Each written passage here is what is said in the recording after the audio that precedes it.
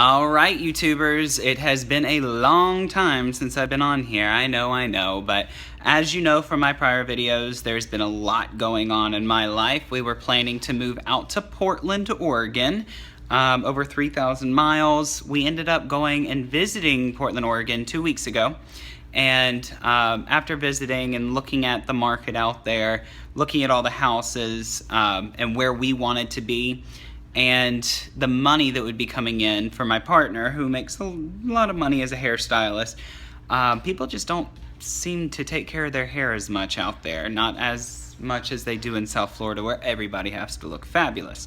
So the money is just not out there, and the houses that we were looking at were just not in the right area. I had a great time out there. We walked up to the top of one of the waterfalls. I posted some pictures on my Facebook. If I can figure out how, I will post it in the description below. But anyway, to something newer, some great stuff is that we actually decided to stay in South Florida, and when we got back, it was just in time for the Redlands International Orchid Show. And oh, I had a great time there. So I wanted to share with you a couple of things that I got. I will be posting more videos now that we are just moving, interstate. We'll be moving probably either to Boca Raton, Florida, or somewhere in Fort Lauderdale. Getting rid of this apartment in a month and a half. Cannot wait. And I cannot wait to finally start building my greenhouse, which I have a lot of people down here that actually know how to build greenhouses. So I will be posting videos on how that goes, how we do it, and the different systems that I'll be putting in, because I'll be putting in sprinkler systems, fertilization systems. I can't wait, and my orchids can't wait because they are very cramped here. In order to move out to Portland, I had already started selling some of my favorite orchids. I sold them to some of my good friends. Made some good money off of it, not gonna lie. And because we're not moving anymore and I didn't need that money for the $2,000 moving expense just to move everything out there, I got to buy a couple of orchids at the Orchid Show. So I got some. I marked quite a few off my list. Still a few out there that I did see. Like I really wanted Sidereia japonica. I wanted Black-Eyed Susan, but I found them. I just had already purchased too many. My partner had said that I could purchase one, but there were some deals that I just could not let escape me, let's just say. So why don't we start off with some of the things that I actually got. Now, some of these I've never grown before, so it's going to be a little bit interesting on how I grow them. And there's one thing that I actually meant to pick up that I did not pick up, and I'm kind of kicking myself in the butt for it. It was the hydration pebbles. A lot of y'all are actually doing semi-hydroponics, full water cultures, and I wanted to give it a try because one of my favorite YouTubers out there, she has her own channel. Her name is Astrid. She lives out in Portland, Oregon, so I've been watching a lot of her channels to see how to grow orchids out there, and she's just very knowledgeable. She's a scientist, or in school to be a scientist. I don't know exactly what she does. I should, because I watch a lot of her videos, but I got a lot of good growing tips from her. Actually, one thing that I just purchased today is these right here. Now, what these are their containers that the food industry uses. I'm actually a chef, so I was able to shop at one of our food retailers where restaurants get to shop, because I've got my student ID that says that I'm in culinary arts. But you can find these online. They're quart containers and they're restaurant grade, so they are fully sanitized, and they're great for viewing the roots. Now, one thing that I've done is I went the clay pot route, and I'm not really enjoying it because I cannot see the root systems. And a lot of, the orchids that I have received were bare root, so I couldn't really, I can't just take them out and put them back in. So I've decided to actually get the hydration pebbles and put them in these. so I can actually see the roots grow and see how happy they are, if they're happy, if they're not, if I need to change things around. But let's get back to the Redland Orchid Show. So the first place that I went to that I actually purchased something was a little, I mean, he had quite a few things, but the thing that drew me in is that he had buy two get one free, and they were very inexpensive. Usually they were about $7 to $8 per plant, and he had quite a few things that I hadn't seen before and some that I really wanted. As you know, I love maxillarias. I've got, you know, my Maxillaria tenuifolia, and then I've got my little Maxillaria. If you can see, Maxillaria variabilis. I don't know how to pronounce that, but the reason it's like that is because there's a lot of different variables that go into it when it comes to the flower of it. This one, the little one, actually creates a very small yellow flower, and to me it reminds me of my childhood because my dad owned a construction company, and it smells like sawdust, kind of like cedar sawdust. So as you can see, I've got that one. If you can look outside, I don't know if you can see it, but I've got my Maxillaria tenuifolia there. And I've got one here that is in bloom. I just love them. The smell, I love scented orchids, and the smell that comes off of them is just amazing. So I did pick up a couple of different Maxillarias. Now, the place that I went to was called Andy's Orchids, and he is based out of Encinitas, California. You can actually find him online. I've seen a lot of great reviews about him. Of course, I didn't read the reviews until after I purchased from him. But the first orchid that I actually ended up getting, and I cannot find the bag or the tag. I hope my partner didn't throw it away. But it's a different orchid. It has blooms that come from the base, and these are bare roots, so I will be planting them up. Who knows, I might do a video. But they create very fragrant blooms. This one is pink, I believe. I'll put the name in the description as soon as I actually find it. It's around here somewhere. We are still in the midst of moving no matter what, but at least I got some orchids.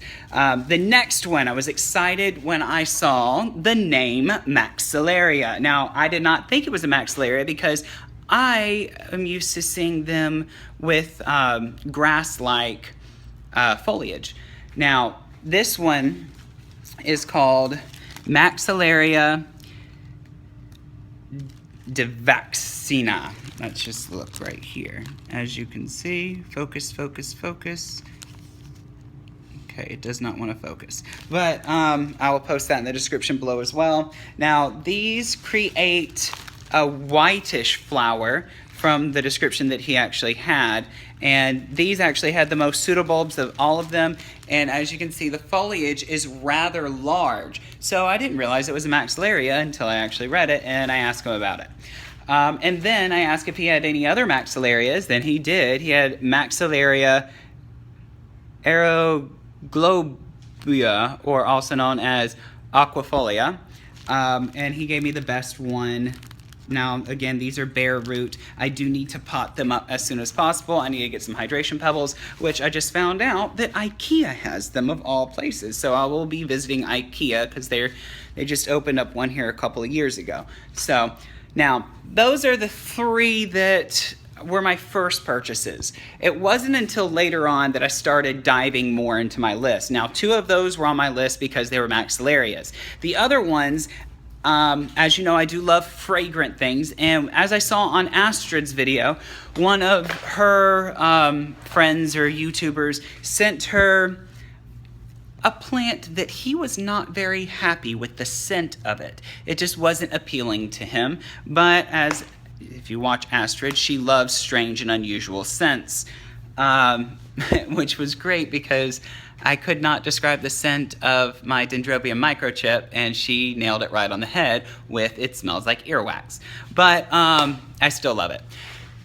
The orchid that I am talking about is a gorgeous orchid and one that many people have sought after, and it is the Fred Clarkiara After Dark SVO Black Pearl. Now, I've seen them at shows before, but they have been pretty much out of my price range because my partner was with me, and I can't just say, okay, I got it for a cheaper price. But I was able to find a Fred Clarkiara SVO Black Pearl, and not only that, I found another one that was on my list. It doesn't have quite as much of a scent as a Fred Clarkiara, but it is another black orchid, and that is the Millennium Magic Witchcraft. And I was able to pick up both of them. Now, originally they were priced at 35. One was priced at 40, one was priced at 35. And I told her that, you know, I'm with my partner, I want both of them. I said that I would mention them in a YouTube channel, and I will mention them. I will put their contact information below. But they are based out of Brazil, and they had plenty of catasetums, and as you know, these are catasetum-like orchids, but she ended up loving me after I talked to a few other customers there and helped them out, and ended up giving both of them to me for only $50. So I couldn't say no to that. So here is my Fred Clarkiara After Dark SVO Black Pearl, and it is ginormous. She picked the biggest one. I will actually put it here so you can actually see. It has 4 pseudobulbs. And this one, the growth is just amazing. It is ginormous. Now, I will be starting to fertilize a little bit more because, as you know, with these, while they are in their active growing phase, they need a mild fertilization and water every day. They just drink, drink, and drink. Now, it is a little top heavy, so I'll put it right there. And then, of course, I got my Millennium Magic. Now, Millennium Magic does do it kind of looks like the same flower as the Black Pearl, but they bloom at different times. This one just happens to have a bloom spike coming out. I cannot wait. So I was very happy to pick those up. And then I will be putting more videos on there. I'm not going to repot them right now because they are in active growth. And when they go into dormancy, I'm going to actually keep them in that until a new growth actually starts next year. I'm deciding if I want to split up my Fred Clarkiara or not, because it does have 4 pseudobulbs, but I'm hoping to get multiple growths next year, because usually when it gets up to 4 and 5 pseudobulbs, they will produce multiple growths. So that means that I can have twice as many chances of having beautiful displays. Now, other than that, as I was saying, they do not like to be repotted until a new growth actually starts out, and I will be doing a video on that because I will be doing it the way that Astrid actually does hers, and putting them in the window in these little containers in hydration pebbles. So I can actually see them grow. The roots on these things are just amazing though. They just sprout out everywhere. Now, as we were leaving, because my partner said that I am not allowed to buy any more because I came for one and I already got 1, 2, 3, 4, 5. We stopped by one booth, and it is from Aaron Orchids, based out of Hawaii, which my favorite orchid distributor, Carmela Orchids, is out of Hawaii. I'll be doing another unboxing soon once I get another shipment in. But I saw something that I tried. It was my very first orchid. I went to an orchid show here in Fort Lauderdale. This was about 6 years ago. My very first orchid, other than the Phalaenopsis in the past. And I just wasn't ready for it. I did not know how to take care of it, and I killed it. It was originally a Pathiopetalum. It was a no ID, but it created a very gorgeous black flower. So I see Pathiopetalums in his shop, and I was like, hey, let's just go in and look. Now, he happened to be packing up because I was on the very last day of the orchid show, which is sometimes the best day. If you're looking for anything in particular, go on the first day.